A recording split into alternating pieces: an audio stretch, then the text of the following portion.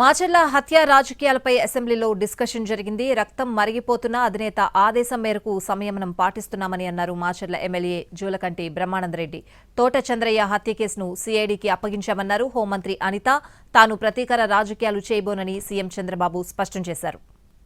ఎన్నో ఎమోషన్స్ ఉన్నాయి, గుండెలు రగిలిపోతా ఉన్నాయి.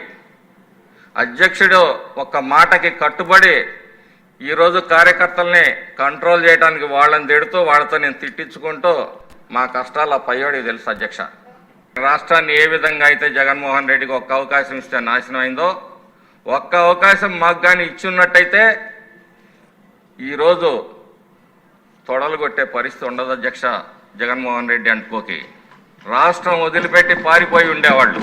చంద్రబాబు నాయుడు గారి మంచితనాన్ని మరి దూరాలోచనని గ్రహించకుండా ఈరోజు కూడా వచ్చి తొడలు కొడుతున్నారు. అధ్యక్ష, తోట చంద్రయ్యని ఎంత బ్రూటల్గా చంపారో కూడా మనందరికీ కూడా తెలుసు. అధ్యక్ష, అటువంటి పరిస్థితి నుంచి కూడా ఈరోజు బాధితుడు ఎవరైతే హత్య కావించబడ్డారో ఆ కుటుంబానికి న్యాయం చేయాలనే ఉద్దేశంతో గౌరవ చంద్రబాబు ముఖ్యమంత్రి గారు దాన్ని సిఐడికి కూడా అప్పగించి ఈరోజు దాన్ని కూడా త్వరితగతిన పూర్తి చేయడానికి కూడా ఈరోజు ముందుకు వచ్చాము. అధ్యక్ష, మీరు బాధితులు, నేను బాధితుడినే, ఇక్కడ అందరూ బాధితులే, ఒకరని కాదు.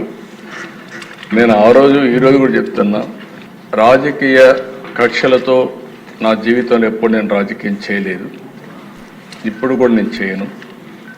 అదే సమయంలో లా అండ్ ఆర్డర్ సమస్యలు క్రియేట్ చేసే వాళ్ళపైన మాత్రం ఈ ప్రభుత్వం సింహ స్వప్నంగా ఉంటుందని మరొకసారి